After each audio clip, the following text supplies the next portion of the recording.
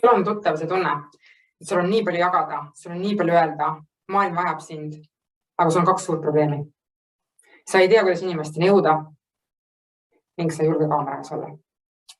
Selline olin mina aasta aega tagasi, kui ma otsustasin, et ma liitun Heidi Bloombergi ärimastermindiga ning võtan midagi tõesti ette selleks, et oma anded valla päästa, et olla julge ja et mõjutada maailma.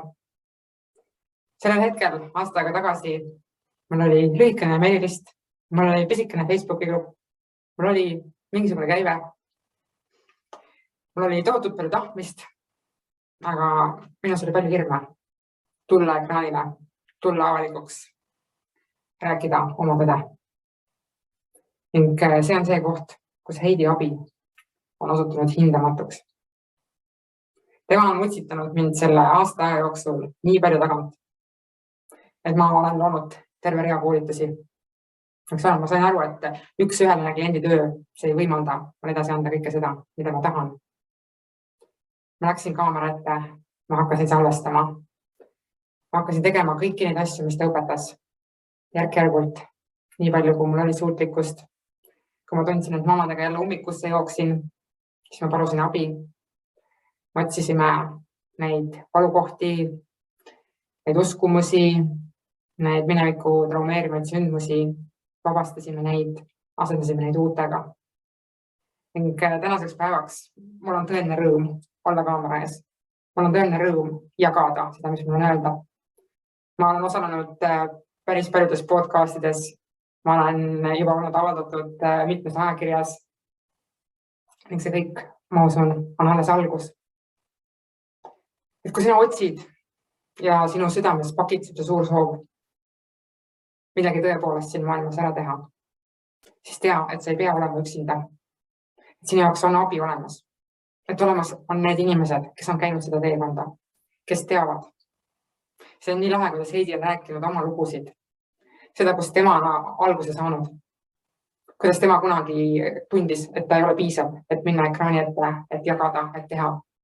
Aga siis ta nägi ühte lugu, kuidas vähihaige naine, kellel oli keemiaravi pooleni, kellel polnud juukseid peas, kes oli näost nii aukus, jagas psühholoogilist tuge teistele ja sai aru, et ka tema ei saa rohkem ennast enam tagasi hoida. Ning mind mõjutas see lugu ka nii väga. Kui sul on midagi pakkuda, kui sa oled teinud läbi oma teekonna, siis me praegu elame maailmas, kus seda on vaja jagada. Meil on nii palju inimesi, kes ootavad seda. See tead, milline rõõm see on, kui sa julged jagada ja sa saad nii palju toredat tagasisidet. Ja sa saad seda tänu sellele ka, et sinu uskumused on korras.